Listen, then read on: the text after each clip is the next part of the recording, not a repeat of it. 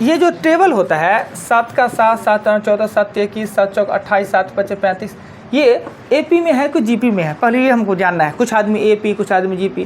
GP करने का मतलब 7 दूना 7, 7 दूना 14, 21, 28 मल्टीपल में बढ़ रहा है ऐसा। अगर डी इक्वल हो तो समांतर, अगर आर इक्वल हो तो गुणोत्तर।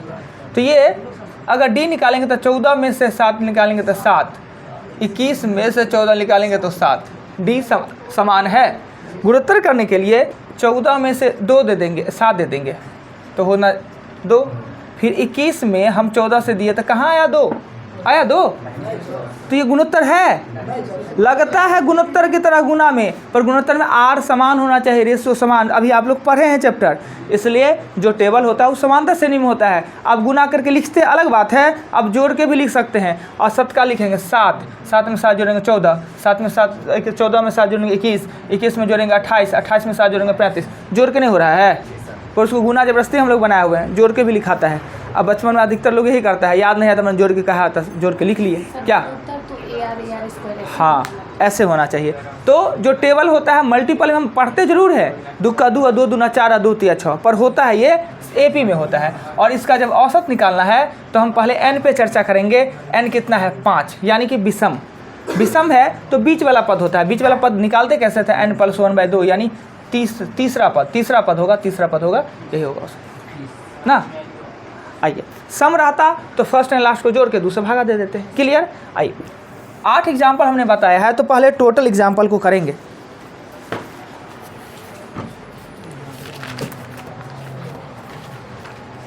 औसत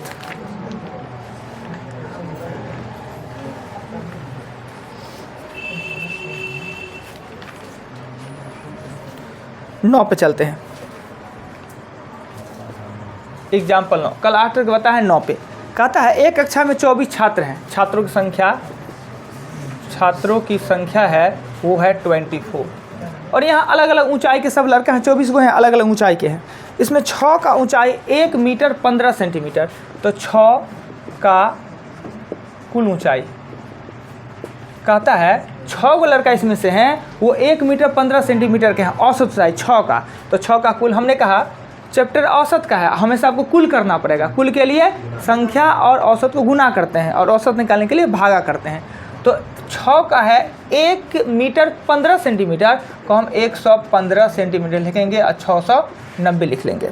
कहता है कि अगले 8 का औसत ऊंचाई है वो 1 मीटर 5 सेंटीमीटर है, तो 8 का होगा 8 गुने 105, यानी 840। अब 8 6 14 हो गया, अंतिम कितना बचा? अंतिम 10 का औसत ऊंचाई दिया है 1 मीटर 11 सेंटीमीटर, यानी 10 का होगा 10 गुने 111। ये हो जाएगा, सबको जोड़ेंगे, सबको जोड़ने पर आएगा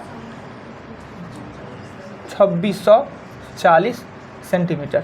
तो सभी का औसत ऊंचाई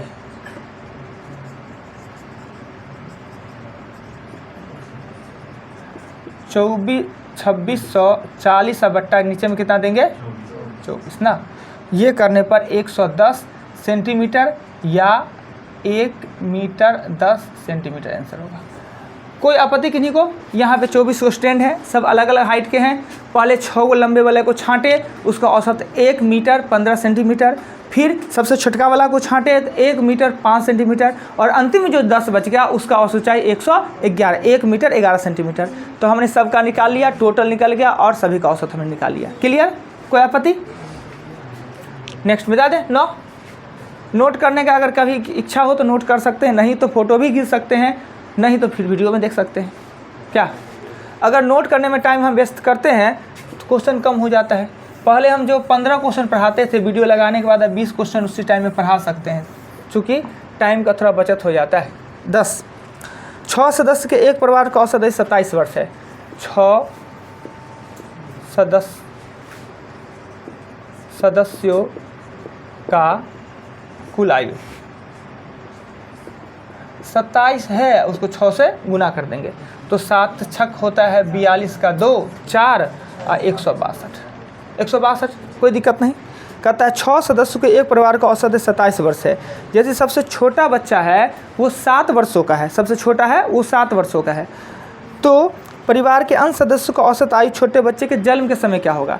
तो अभी 6 गो हैं और छोटका बच्चा 7 साल का है, तो 7 साल पहले 5 सदस्य होंगे जब बच्चा पैदा हुआ होगा, तो ना तो लिखेंगे 7 वर्ष पूर्व। तो क्या करेंगे 162 में से 6 सदस्य ना 7-7 साल एज भरा होगा जी। जब बच्चा 7 का है तो बाकी 5 का भी तो 7 साल एज भरा होगा, तो हम ये घटा देंगे। 7 × 42 कितना हो जाएगा 120। 7 वर्ष पूर्व परिवार में सदस्यों की संख्या तो 5 गो होगा। जिस समय बच्चा पैदा हुआ होगा उस समय 5 गो ना, बच्चा पैदा होने पे नहीं 6 गो। अगर बच्चा 7 साल का है तो बाकी 5 सदस्य भी 7-7 साल बढ़े होंगे। तो ये है 6 सदस्य का वर्तमान आयु। 7 साल पीछे जा रहे हैं तो सब पीछे जाएगा, इसलिए 7 × 42 हमने घटा दिया 120। जब बच्चा पैदा हुआ था उस समय परिवार में 6 नहीं 5 को सदस्य, बच्चा पैदा होने पे 6 हुए, तो उस समय परिवार के औसत आयु पूछ रहा है, तो 120 अब बट्टा 5 दे देंगे। उस समय 24 था औसत आयु। जिस समय बच्चा पैदा हुआ उस समय परिवार का औसत आयु 24। कोई आपत्ति लग रहा है तो पूछिए। क्वेश्चन आपके समझ में है, नहीं समझ में है तो दोबारा हम इसका ही रिपीट करेंगे, नहीं तो हम मिटा देंगे। हाँ, और एक आदमी का औसत, उसमें कोई बड़ा भी होगा छोटा भी। औसत का मतलब क्या, दादा पोता बच्चा सब का मिला के 20 साल औसत आयु है। क्या मतलब, दादा का आयु 20 साल है और पोता का आयु 20 साल, एवरेज है, एक है, सबके लिए मध्यमान है ना। तो परिवार का औसत आयु 24 है। इसमें हो सकता है क्यों किए, जब बच्चा 7 साल का है तो बच्चा पैदा हुआ होगा 7 साल पहले, तो आप और परिवार के और सदस्य भी तो 7-7 साल छोटा होंगे जी। अभी आपके घर में एक बच्चा पैदा हुआ और आपका उम्र है 27 साल, अब बच्चा 5 साल के बाद, बच्चा 5 साल का, तो आपका कितना साल होगा अब 87 साल का, कितना साल का हो जाएगा जी। आगे यही चैप्टर है। और देखिए टैलेंट देखिए कहाँ छुपा के रखते हैं जी। बच्चा बढ़ेगा, अब बाबू छोटा होगा। खुल के हम नहीं कहे कुमार वार थे इसलिए, नहीं तो बापे बेटा कहते। अब वो मने खुश हो जाते, मने सर तो हमारा पदवी बढ़ा दिया, ना बाल ना बच्चा, भी ऊपर भाई बचले हैं अब बालो बच्चा करवा रहे हैं। इसलिए हम कहें आपके घर में बच्चा आई 22 साल कर दिए, कितना होगा 32 ना। अगर 27 साल में कोई बच्चा पैदा हुआ, बच्चा 5 साल का, तो हम लोग तो 5 साल बढ़ेगा। बच्चा का मम्मी का ना बढ़े एज अलग बात है, मगर पापा का तो बढ़ता है। ऐसा होता है, महिला का एज धीरे धीरे बढ़ता है। क्या इस बार एक लड़की है, नाम तो आउट नहीं करते हैं, उनका 3-4 साल से देख रहे हैं कि 24 का बर्थडे मना रहे हैं। 24 कौन लजोरी है लगाने का, 24 का लगा स्टेस लगा। पिछले साल 24 वाला लगाए थे, उससे पिछले वाला भी 24 का लगाए थे। पता नहीं कौन मैथमेटिक्स चलता है। महिला में ही होता है गुण, सीख के रखिएगा। कभी महिला का कम एज करके कहिए, लगे 30 साल का तो क्या अभी तो 20 साल का आपका आएगा। क्या फिनिशिंग है आपका, खुश। आइए 10 के बाद 11। ये ज्ञान अभी के लिए नहीं दे रहे हैं जी, शादी के बाद के लिए दे रहे हैं। हाँ, शादी के बाद पत्नी पर अप्लाई कीजिएगा। 11 क्वेश्चन कहता है कि 7 वर्ष पूर्व शादी के समय एक व्यक्ति तथा उसकी पत्नी का आयु 25 वर्ष था। 7 वर्ष पहले शादी हुआ, उस समय उस दोनों का औसत आयु कितना था 25 वर्ष। अरे भाई हम औसते उल्टा हुए ना, हाँ औसत लगता है आयु ने उल्टा लिए। शादी के समय पहले दोनों एक ही चैप्टर था, दोनों एक ही था, बाद में अलग करते हैं। शादी के समय दोनों का कुल आयु तो 25 गुने 2 50 वर्ष। शादी कितने वर्ष पहले हुआ है 7 साल, तो दोनों का वर्तमान कितना होगा, दोनों का वर्तमान आयु जी 50 में कितना जोड़े, मतलब तुरंत आप लोगों को ज्ञान हो गया ना। अभी कुमार हैं, शादी विवाह होने दीजिए। 7 खाली पति का बढ़ेगा, आप पत्नी का ना है बुढ़वा कहीं का। 7 गुने 2 ना 14 ना जोड़ेंगे, मैथ थोड़ी मानेगा वो बात। 7 गुना 14 64 हुआ। 7 साल पहले शादी हुआ था, उस समय 25 था, तो उस समय दोनों मिलाकर 50। अब 7 साल दोनों का बढ़ेगा, तो वर्तमान में कितना हो गया 64। सर इसमें एक्स मान के नहीं करते, कौन जरूरी एक्स मानेगा, जो अननोन पद रहेगा उसको एक्स, किसको एक्स मानिएगा, क्या एक्स मानिएगा, किसका एक्स मानिएगा। सबको दिया है। बहुत ज्ञान की बात कहते हैं हम, मैथ पढ़ाते हैं तो। बिना मानने काम चला जाए तो बुझे कि स्वर्ग में जीवन है। बिना मनाने काम चला जाए, हमको बिना माने हुए काम चला तो जबरदस्ती माने तो हो जाएगा गड़बड़। एगो को मानना पड़े तो भी ठीक है, और दो को मानना पड़े तो और परेशान है। अगर दो गो से बदले एगो से काम चल जाए, एक को मनाइए। अब बिना माने हुए काम चल जाए तो और अति उत्तम। प्रतिशत आगे चढ़ जाएंगे। किताब सब में माना कि हम मानेंगे ही नहीं बिना माने हुए ना। तो कैसा होता सिचुएशन। अब बताइए कि घर में सब खुश चला है, पत्नियों मस्त है, माँ मस्त है, कितना अच्छा लगा स्वर्ग में जी रहे हैं।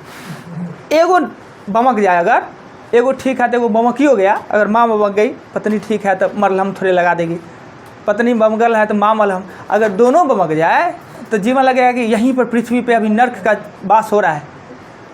अब नर्क ऊपर जाके क्या करेंगे। तो कहने का मतलब है, लड़का लोग के लिए ज्ञान था कि बिना माने हुए काम चल जाए अति उत्तम। अगर एगो मानना पड़े तो एगो, दो को मानना पड़े, कोशिश करें कि हमें किस से काम चल जाए, फिर भी बचा के है। ये लोग फीलिंग शादी ब्याह के बाद होगा, इस सब चीज़ का अभी पता लगा सर इसी बोल रहे हैं फालतू का।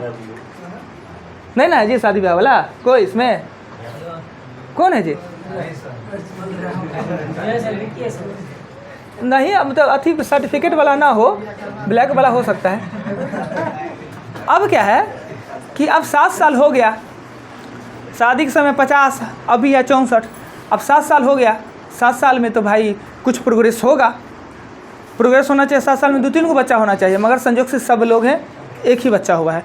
इस दरमियान में 7 साल में एक बच्चा हुआ। अब परिवार का औसत आयु कितना है? 22 साल। तो 3 का कुल वर्तमान आयु, यानी इस 7 साल में एक बच्चा हुआ। बच्चा होने के बाद इस परिवार का औसत आयु कितना है? 22। तो कुल कितना हो जाएगा? 22 गुने 3 यानी 66। पति पत्नी 64 साल का, अब बच्चा सहित 66 साल का। ऐसे क्वेश्चन में अक्सर बच्चा 2 साल के ही निकलते हैं ना 2 ही साल के निकलते हैं ज़्यादा। 2 साल के निकलने के पीछे रीजन होता है। तो अगर कभी भी बच्चा का आयु पूछे तो बिना सोचे 2 साल दे दीजिए, समझे?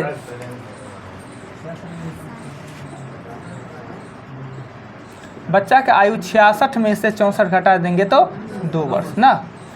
कोई आपत्ति? इस सब क्वेश्चन तो खूब समझ में आता है। शादी ब्याह का सीजनों अभी चल रहा है, मनो में हो रहा होगा, कब आएगा? कोई पंडित हाथ दिखा के बता दे मेरा शादी कब होगा, 500 रुपया दे दे। अगर किन्हीं के मन में ऐसा इच्छा है तो 500 रुपया निकाल के हमको दे, और सटीक न बता दे तो 500 का हम 5000 रुपया दंड देंगे। है किसी को देखना? 500 रुपया हमको दीजिए, और न बता दिए हम, अगर गलती हो गया तो उस टाइम अगर फेल कर गया, नहीं हुआ तो 5000 हम देंगे दंड। मतलब 4500 रुपया, 2000 के स्टाम्प पर साइन, ले आइए स्टाम्प। पर इतना गिर जाएगा 500 रुपया के लिए जी।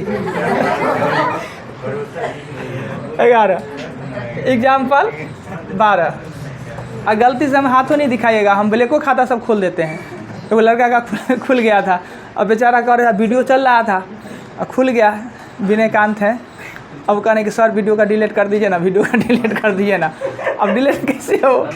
अब वीडियो तो अपलोड हो गया था। अब तो खुश हो गया, क्या हमारा देखिए ना सर, हमारा देखिए ना। अब जो था हम बता दिए।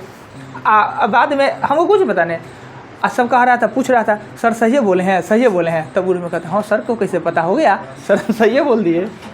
12 पे चले। पर अभी शादी विवाह खाली 500 में खाली शादी विवाह। हाँ जी, ज्ञान हमको बहुत है, तो इतना दिन किए हैं क्या। नेक्स्ट आइए, क्रिकेट के एक खिलाड़ी 16 पारी में कुछ रन बनाया, तो 16 को पारी में खेलेगा तो कुछ रन बनाएगा ना। किसी में 10, किसी में 50, किसी में 100, किसी में 0। 16 में उसका रन अलग अलग होगा पर औसत सेम होगा। तो हमने कहा 16 पारियों का औसत यहाँ माना की x, तो कुल रन हो जाएगा 16x। हिंदी चलता है ना सब कुछ, ये दिक्कत नहीं होता है। थोड़ा सा आजकल हिंदी हमारा ख़राब हो गया, मतलब लिखने में, और थोड़ा उर्दू फारसी लिखने लगे, पहले साफ लिखते थे। 16x कहता है कि एक और मैच खेला, 17वीं पारी उसने खेला, और 17वीं पारी में उसने 87 रन बनाया। तो रन में रन जुड़ जाएगा 87, ये तो रन नहीं है ना, कुल रन 87 रन, जिससे उसके औसत में 3 का वृद्धि हो गया। तो अब मैच की संख्या हो गया 17 और औसत का संख्या हो गया x + 3 कर देंगे। इससे निकल जाएगा, आपका निकल जाएगा x, और नया औसत पूछ रहा है, ये आपका हो जाएगा आंसर। आपत्ति कहीं है? कौन बोला? ये देखिए, इस 16 मैच का था, एक और मैच इसमें जोड़ दिए, 17 मैच का हुआ ना। अब मैच की संख्या 17 और औसत कितना? x+3। कहता है कि अगर अच्छा परफॉर्मेंस करता है ना तो औसत बढ़ जाता है, और ख़राब परफॉर्मेंस कीजिएगा तो औसत घट जाएगा। पर बॉलर के साथ ऐसा उल्टा होता है। जो आदमी क्रिकेट देखते होइएगा, बॉलर में अच्छा परफॉर्मेंस करेगा तो उसका औसत कम हो जाएगा और इकोनॉमी भी कम हो जाता है। तो बॉलर का कम होता है तो अच्छा, और बैटर का ज़्यादा होता है तो अच्छा। चलिए 12 हो गया, मिटा दे। चलते हैं आपके क्वेश्चन नंबर 13 पे। एग्जाम्पल है, क्वेश्चन है, एग्जाम्पल बता रहे हैं। 13 कहता है एक सप्ताह में सोम मंगल बुध का औसत तापमान। सोम के लिए A, B, C का कुल ताप, औसत तापमान 40 है तो कुल तापमान होगा 40 × 3, 120 डिग्री सेल्सियस। कोई आपत्ति नहीं। फिर कहता है मंगल बुध और बृहस्पति यानी B + C + D का कुल ताप।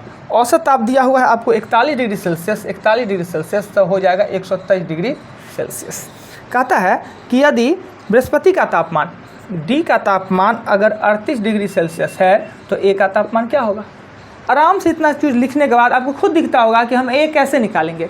तो इस दोनों को जोड़ दीजिए और बीच वाले को घटा दीजिए। जोड़ेंगे तो A + B + C + D में से B + C + D घटाइएगा तो ऑटोमेटिक A निकल जाएगा। इसका मान दिया हुआ है 120 + 38 में से 123 घटा देंगे, 35 डिग्री सेल्सियस आपका आंसर हो जाएगा। कहीं दिक्कत? कुछ आपत्ति लगे? साफ साफ लिखा हुआ है, दिख भी रहा होगा। चलिए मिटा दे, नहीं तो आगे लिख लेते हैं। 14 एग्जाम्पल 14 में कहता है क्या? एक व्यक्ति मोटरसाइकिल द्वारा स्थान A से B तक 65 किलोमीटर प्रति घंटा के चाल से गया और 60 किलोमीटर प्रति घंटा के चाल से 60 किलोमीटर प्रति घंटा के चाल से आया।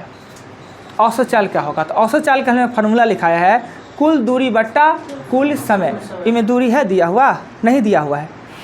न दूरी दिया है न समय दिया है, दे दिया है चाल।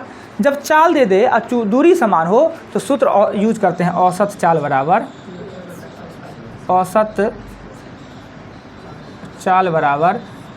2xy और x + y, यानी 2 × 65 × 60 और 65 + 60 करिएगा, यही आपका आंसर हो जाएगा 62.4 किलोमीटर पर घंटा। आपत्ति कोई नहीं? आपत्ति तो आप प्रॉब्लम खोजिए। तो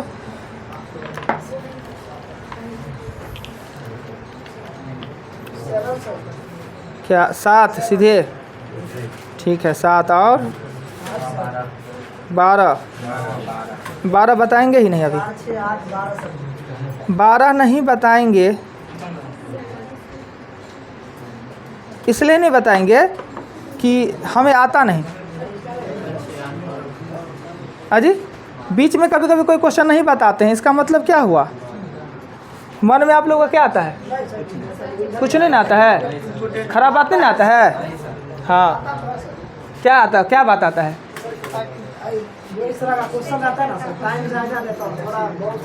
हाँ, ये हुआ ना बात। कोई आदमी नहीं सोचेगा सर को नहीं आता है। सर को बहुत बात नहीं आता है, कुछ तो बात आता है। 7 5 4 6 9 15 8 12 छोड़ेंगे, बाद में बताएंगे। 18 19 हो गया। और रुके, चलिए 12 बता देंगे। 12 इसलिए नहीं बताया कि 12 है ना, वो औसत का क्वेश्चन ही नहीं है, वो घातांक करने का क्वेश्चन है और हमने पढ़ा नहीं है घातांक करनी अभी। 11 फिर भी बता देंगे लास्ट में। अभी बताएंगे ना, एक पेज जाएगा और कुछ नहीं समझ में आएगा, एकदम लगाएगा कि 0 सन्नाटा। छोटा कितना दिखता है? 4 है।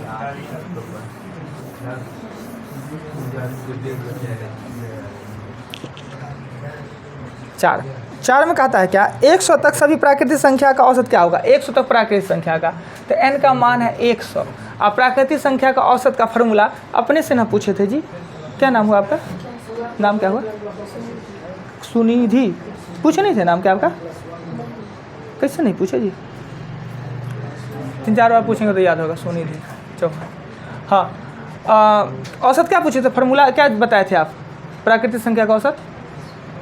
देखिए अगर दिक्कत हो तो n+1/2 होता है, औसत के लिए खाली n को हटा देते हैं ना, ऊपर से n को हटा देते हैं, तो 100 + 1/2 यानी 50.5 आंसर। क्लियर? योग का फार्मूला है, पूरा है ना, योग का औसत है, मतलब संख्या से भागा देना है। क्लियर?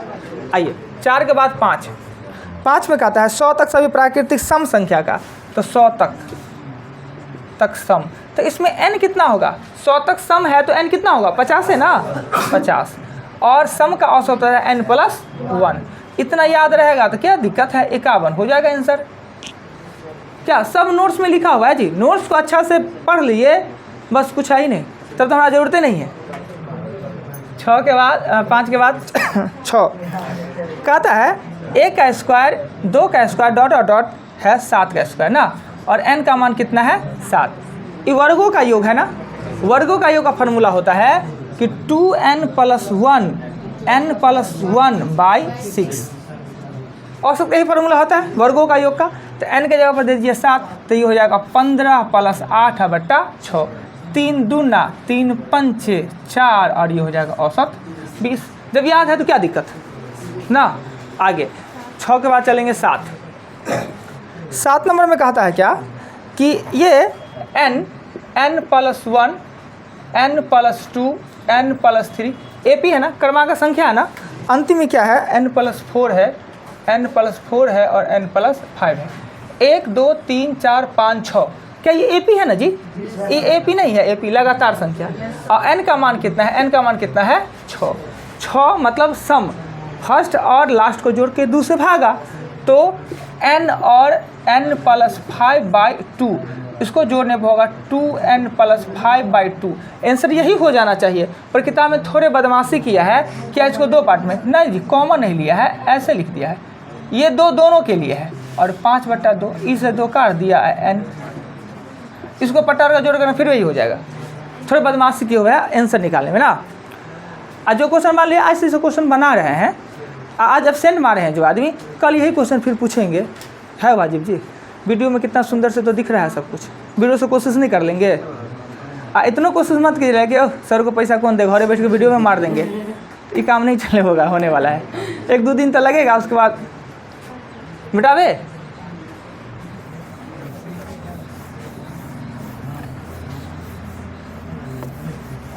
सात के बाद क्वेश्चन आया 8 में कहता है क्या कि ABC का औसत, ABC का औसत है ना, बड़का M है, तो हमने औसत दे दिया तो बिना सोचे कुल निकाल लिए, तो लिखेंगे A + B + C का कुल कितना होगा जी? औसत अगर M है तो कुल कितना होगा? 3M होगा। फिर कहता है कि AB + BC + CA बराबर 0, और A² B² C² का औसत ज्ञात करने के लिए इतना आपसे पूछता है। देखिए ये तीनों मटेरियल देखने के बाद आपके दिल में ख्याल आता होगा कि ABC के वर्गों का योग का कहीं ना कहीं इसमें काम होगा, A + B + C के वर्गों का योग। तो हम क्या करते हैं कि ये ABC के वर्गों का योग कर देते हैं, इसके वर्गों का योग, तो ये होता है A² + B² + C² + 2, AB + BC + CA बराबर 9m² ना, 9m² दोनों तरफ किया तो 3 का स्क्वायर 9, m का m ही हो जाएगा। इतना का बदले क्वेश्चन में दिया है 0, तो A² + B² + C² + 2, इतना का मान क्या दिया हुआ है? 0, तो इधर होगा 9m²। ये तो कट ऑफ हो गया, इसका कोई मान ही नहीं, 2 को 0 से गुना किए 0, और प्लस में 0 का कोई महत्व नहीं, तो मेरे पास A² + B² + C² बराबर 9m² आया। ये तो योग आया, और हमसे पूछ रहा है औसत, यानी A² B² C² का औसत पूछ रहा है। तो औसत के लिए हम करते क्या हैं, तो 9m² बट्टा कर देंगे 3, क्योंकि 3 को संख्या है, और 3 से इसको काट लेंगे, और 3m² आपका आंसर। अच्छा क्वेश्चन है ये, क्वेश्चन नंबर 8। इतना तो क्वेश्चन ही लिखे हम, इतना क्वेश्चन ही लिखे। फिर आगे हमने सोचा, मटेरियल देखिए उस हिसाब से सोचिए। चलिए 8 के बाद क्वेश्चन 9 भी है ना, 9 नंबर क्वेश्चन में कहता है क्या कि 4 संख्या ए बी सी डी है, ए बी सी डी का औसत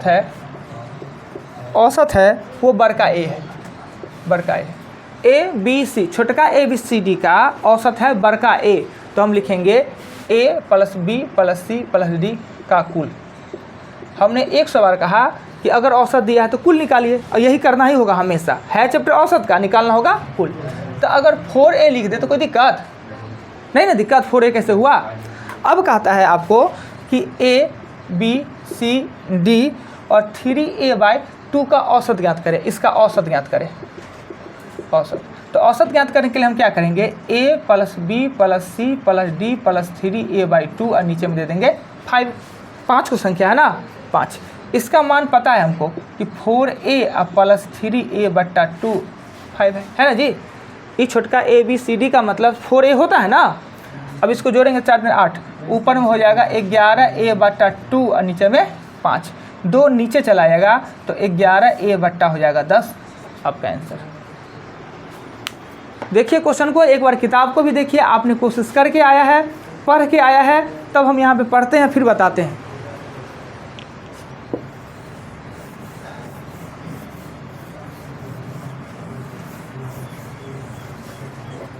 9 के बाद 10 पर चले, 10 है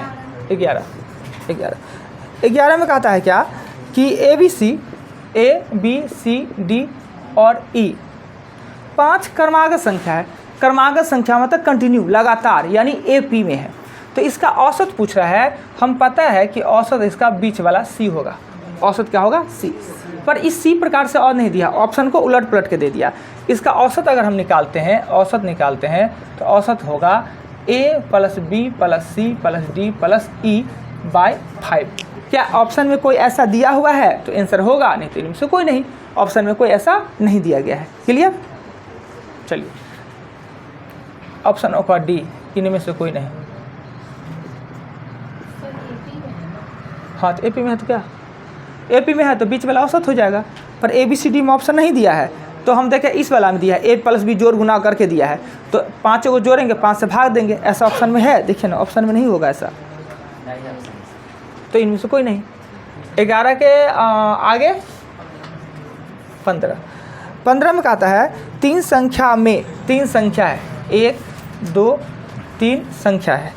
3 संख्या में पहली संख्या दूसरी की दुगुना, पहली संख्या दूसरी से दुगुना है तो ये x हो जाएगा, ये हो जाएगा 2x, तथा तीसरी संख्या से तिगुना, तीसरी से ये तिगुना है, तीसरी से ये तिगुना है तो इससे ये 3 भागा में होगा। हम किसी से 3 गुना तो वो 3 भागा में ना, तो तीसरी से तिगुना है a पहला, तो पहला से 3 भागा में होगा, तो हम इसको क्या कर सकते हैं 2x/3। अगर ये अच्छा नहीं लगता है, अगर बट्टा में आ गया तो आप क्या कीजिए, इसको मान लीजिए 2x, सेकेंड वाला को 2x, तो ऊपर वाला कितना हो जाएगा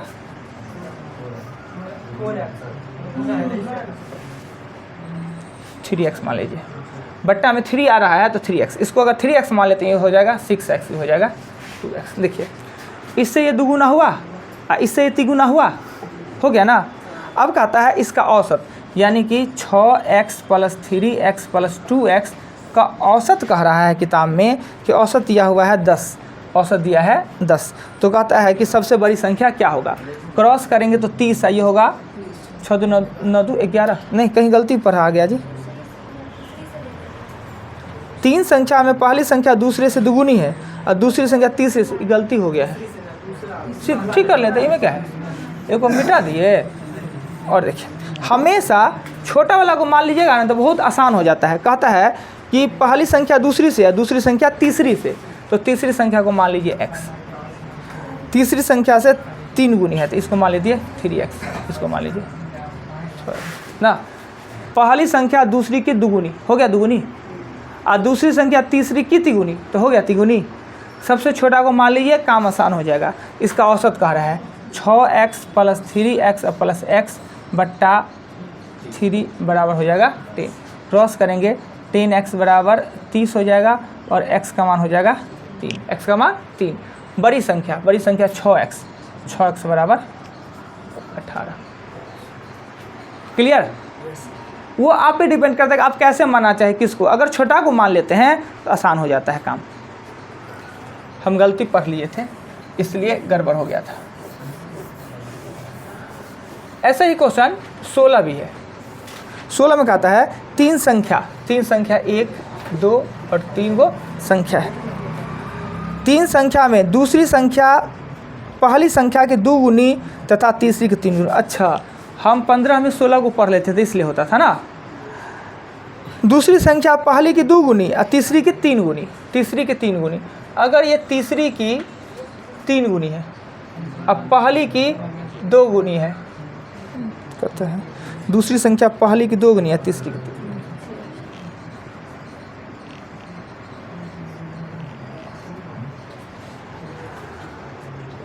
तीन संख्या है, दूसरी संख्या पहली की 2 गुनी। गड़बड़ा दी गड़बड़, जैसे कहे ना वही मान लेना ठीक रहता है, परेशान हो जाता है लोग। दूसरी संख्या पहली की 2 गुनी है, दूसरी संख्या पहली की 2 गुनी है तथा तीसरी की 3 गुनी है, तीसरी की 3 गुनी है, तीसरी की 3 गुनी, तो ये 2x बट्टा हो जाएगा 3, इससे ये 3 गुना है। अगर इसका बट्टा हटाएंगे ना, बट्टा हटाएंगे तो इसके नीचे 1, इसके नीचे 1, इसको भी 3 से कर दीजिए और इसको भी 3 से गुना कर दीजिए। ये हो जाएगा 3x हो जाएगा, ये हो जाएगा 6x हो जाएगा, ये हो जाएगा आपका 2x हो जाएगा। अब देखिए दूसरी संख्या पहली की 2 गुनी है और तीसरी के 3 गुनी है, हो गया ना। अब इसका औसत कह रहा है 3x + 6x + 2x बट्टा 3। 16 का औसत दे रहा है 44। 16 का औसत दे रहा है 44। क्रॉस करेंगे 11x बराबर 4 × 12 132 और इससे काटेंगे तो x मान कितना हो जाएगा 12। तो आपसे पूछ रहा है कि सबसे बड़ी संख्या कितना होगा। सबसे बड़ी संख्या है 6x यानी 72। ये मानने वाला थोड़ा सा होता है टफ, तीनों संख्या मानना पड़े ना, गुना भाग करना। अगर ये अनुपात पढ़े रहते तो आसान हो जाता है। अनुपात अभी नहीं पढ़े इसलिए हम अनुपात पे नहीं बता रहे हैं।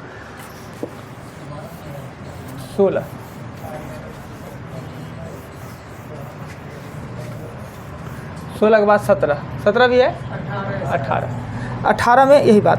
8 संख्या का औसत 20 है तो 8 संख्या का कुल 8 × 20 बराबर 160। प्रथम 2 का औसत दिया हुआ है, 2 का कुल, 2 का औसत 15 1/2 दिया है, 2 का औसत दिया है 15 1/2, तो कुल करने के लिए 2 से गुना करेंगे। 2 से गुना करेंगे तो कितना होगा, बुढ़वा कहेंगे 31 होगा। पहले पूर्णांक 15 दूना 30 1 31, तब 2 को काटेंगे ना।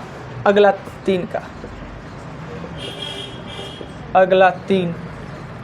का कुल हो जाएगा।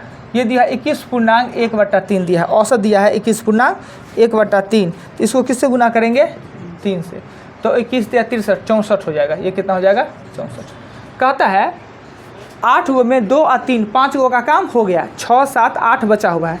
कह रहा है छठी संख्या 7वीं और 8वीं से क्रमशः 7वीं और 8वीं से 4 7 कम है, यानी 7वीं 8वीं से छठा कम है तो छठा से दोनों ज़्यादा होगा। क्या जी, अगर हम किसी से कम है तो हमसे वो ज़्यादा होगा। तो माना छठी संख्या, माना कि छठी संख्या बराबर x, तो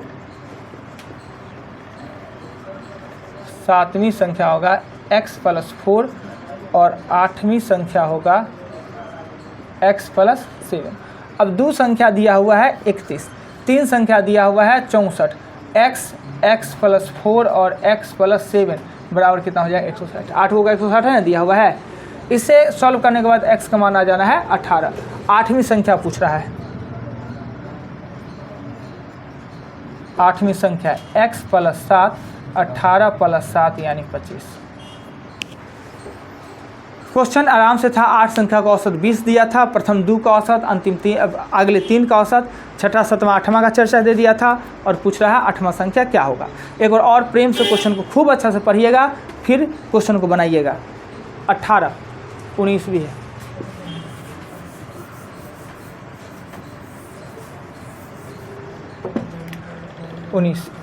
उन्नीस में कहता है कि 5 संख्या का औसत 18 है, 5 संख्या का कुल अगर औसत 18 है तो कुल कितना हो जाएगा 90। कहता है एक संख्या निकाल दिया जाए तो औसत 16 हो जाता है, तो 4 संख्या का कुल हो जाएगा 16 × 4 64। तो निकाली गई संख्या आपसे पूछ रहा है कितना होगा, कौन संख्या निकला, 26 निकला। क्या 19 तक क्वेश्चन हमने आप किया, 20 तो है नहीं, 19 क्वेश्चन हमने बताया। अगले दिन हाँ किताब में कह रहा है कि छठी संख्या से 7वीं और 8वीं अधिक है, तो एगो 4 अधिक है एगो 7 अधिक है। क्वेश्चन में लिखा हुआ है कि 7वीं संख्या 8वीं संख्या कम से 4 और 7 अधिक है, तो उससे कम तो हम लिखते हैं। अपने मन से जो लिखेंगे हम बता देंगे हमने क्या लिखा अपने मन से, और जहाँ पर दिक्कत हो देखो हम जानते थे कि यहाँ पर गलती कर लेंगे, 2 काट लेंगे और 15 लिख देंगे, इसलिए हम वहीं पे क्लियर करते हैं कि पहले पूर्णांक टूटता है। 14 एग्जाम्पल और 40 तक क्वेश्चन, 14 तक एग्जाम्पल जाना है और 40 तक क्वेश्चन जाना है। हो गया आज आप लोग का संयोग से टाइम ख़त्म।